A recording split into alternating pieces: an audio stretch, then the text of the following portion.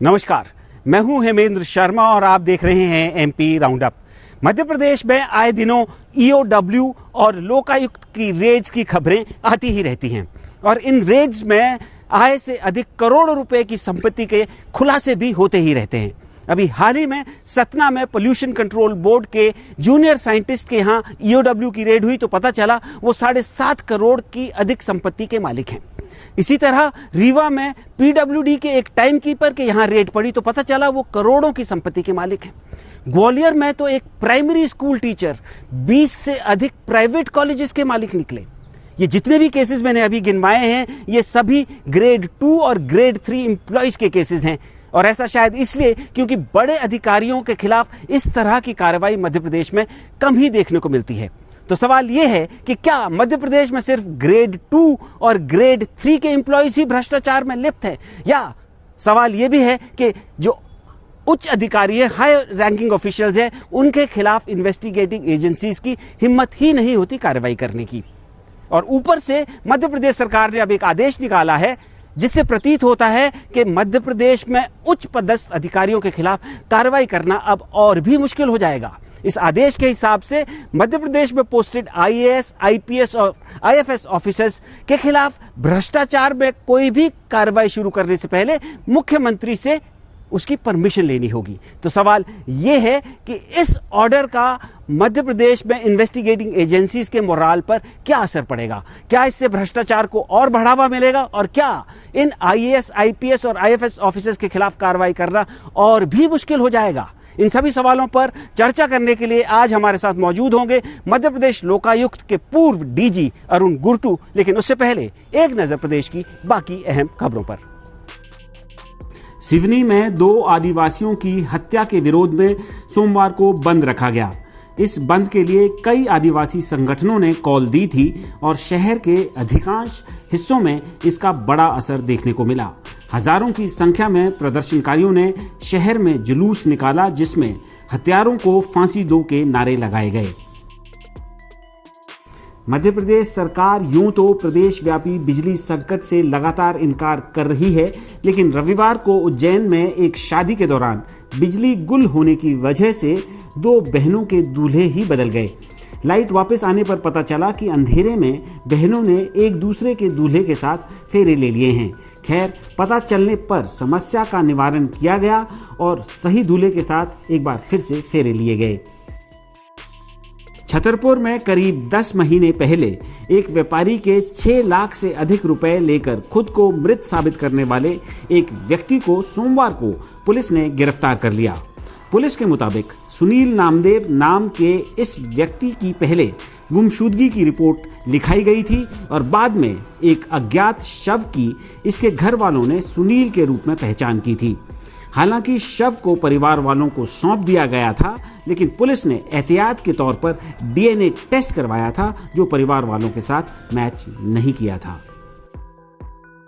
और अब बारी मध्य प्रदेश सरकार के उस आदेश की जिसे भ्रष्ट अधिकारियों के लिए एक सुरक्षा कवच की तरह देखा जा रहा है। और इस पर बात करने के लिए हमारे साथ मौजूद हैं मध्य प्रदेश लोकायुक्त के पूर्व डीजी अरुण गुर्टू साहब। सर, आपका स्वागत है एमपी तक पर। सबसे पहले तो सर, सबसे पहले आपका ये रिएक्शन मैं जानना चाहूंगा इस जो गवर्नमेंट का ये आदेश आया जिसमें कहा गया है कि किसी भी आईएएस, आईपीएस या आईएफएस ऑफिसर के खिलाफ भ्रष्टाचार, हाँ जी, इनके खिलाफ अगर कोई कार्रवाई करनी होगी तो उसके लिए मुख्यमंत्री से परमिशन लेने की जरूरत है।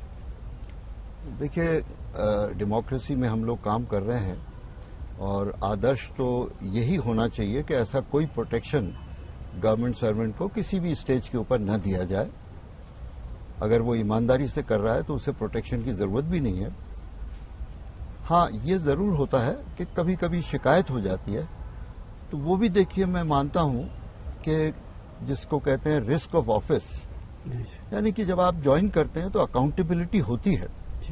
अगर आपने ईमानदारी से किया है और मान लीजिए किसी ने झूठी शिकायत कर दी तो आपको जवाब देना चाहिए। प्रजातंत्र के अंदर ये अकाउंटेबिलिटी। अच्छा सर, हम अक्सर ये देखते हैं। अब सवाल ये उठता है कि ये सिचुएशन क्यों आती है कि इस तरह का प्रोटेक्शन देने की नौबत क्यों आई, जो कि देखा जाए तो उचित नहीं है। देखिए, क्या होता है कि राजनीतिक दबाव में जी अधिकारी लोग बहुत कुछ करते हैं जी। और अगर वो सही नियमों में होता है तब तो कोई डरने की बात नहीं होती जी। न तो उन्हें डरने की बात होती है और न राजनेताओं को डरने की बात होती है। पर जब कोई ऐसा नियमों से हटके सीक्रेसी के साथ ये सब जब किया जाता है और उसकी शिकायत होती है तो फिर दोनों को ही एक दूसरे को बचाने की प्रयास होता है और उसके अंदर राजनीतिक चाहते हैं कि भाई ऐसे जिन लोगों ने हमारे कहने से ये सब किया उनको अब कैसे हम बचाएं, तो वो ये तरीका है। अच्छा सर, लेकिन हमने अभी देखा, हाल फिलहाल में भी देखा, और आप तो लोकायुक्त में डीजी भी रहे हैं, मध्य प्रदेश में अक्सर जो रेड्स होती हैं, चाहे वो ईओडब्ल्यू की हो चाहे लोकायुक्त की हो, क्लास 2, 3 उनके यहाँ से भी करोड़ों अरबों रुपए की संपत्तियों का ब्यौरा मिलता है, लेकिन रेड्स अक्सर छोटे अधिकारियों पर ही मिलती है। बड़ी फिश जो है, बिग फिश, वो हमेशा बच क्यों जाती है?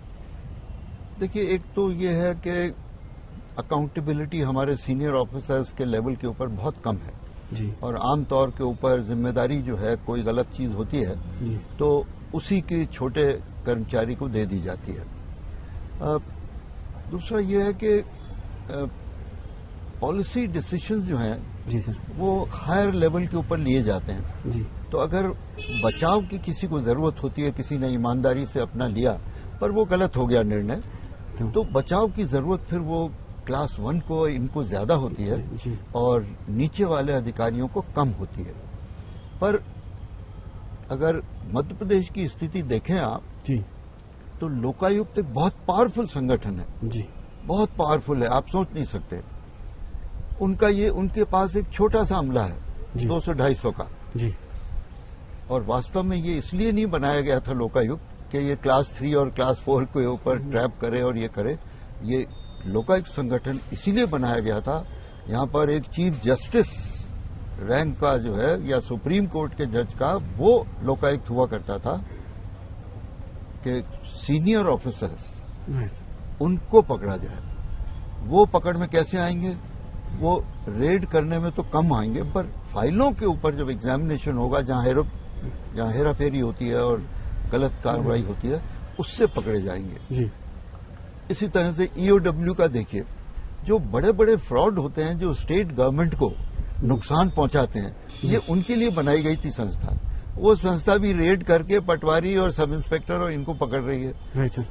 ये मैं कई बार कह भी चुका हूं कि गृह विभाग या जो विभाग इनको कंट्रोल करता है शायद गहराई में नहीं जा रहा है, शायद ये नहीं देख रहा है कि भ्रष्टाचार रुकना चाहिए, आम आदमी को परेशानी होती है उससे, और ये जो समन्वय होना चाहिए कि भाई अपना अपना काम करिए, ये अपना काम करें, वो अपना काम करें, और सामान्य पुलिस का जो काम है वो सामान्य पुलिस करे। सामान्य पुलिस ने अपना काम बिल्कुल खत्म कर दिया। अच्छा सर, अभी हमने पूरे देश में देखा, अभी एक झारखंड में भी एक आईएएस ऑफिसर के यहाँ से करोड़ों रुपए की संपत्ति मिली, मध्य प्रदेश में भी कुछ ऑफिसर्स मिले हैं पास्ट में जिनके यहाँ से इनकम टैक्स ने करोड़ों रुपए रिकवर किए हैं। तो ऐसा तो नहीं है कि सीनियर लेवल पे करप्शन नहीं है, लेकिन सिर्फ ये जो आदेश है कि परमिशन सिर्फ सीनियर ऑफिसर्स के लिए चाहिए, जूनियर्स के यहाँ कभी भी रेड कर दो, तो ये दोहरा मापदंड भी तो है। देखिए, उसके दो कारण हैं। एक तो यही मैंने जो बताया आपको कि ये लोग पॉलिसी डिसीजन एक दूसरे को प्रोटेक्ट करने के लिए जी पॉलिसी डिसीजन लेते हैं, और दूसरा वही कि देखिए इन्हीं के दस्तखत से सारा निर्णय लिए जाते हैं, और ये अगर मिल के राजनीतिक दबाव में निर्णय लेते हैं तो फिर इन्हीं को प्रोटेक्शन की जरूरत है, जिससे कि जो उजागर नहीं हो, गलत जो काम हो रहा है वो उजागर नहीं हो। तो ऐसा नहीं है कि मध्य प्रदेश में सिर्फ ग्रेड 2 और ग्रेड 3 कर्मचारी ही भ्रष्टाचार में लिप्त हैं। भ्रष्टाचार में हायर अथॉरिटीज, हायर ऑफिशियल्स भी हैं, लेकिन वो पॉलिसी लेवल पे डिसीजन लेते हैं, और उसके लिए ब्यूरोक्रेट्स और पॉलिटिशियंस की आपस में सामंजस्य है, कोऑर्डिनेशन है, और एक दूसरे को बचाने के उद्देश्य से ही मध्य प्रदेश सरकार ने ये आदेश निकाला है, ऐसा प्रतीत होता है। एमपी राउंडअप में आज सिर्फ इतना ही, कल फिर मुलाकात होगी, तब तक के लिए थैंक यू, गुड बाय।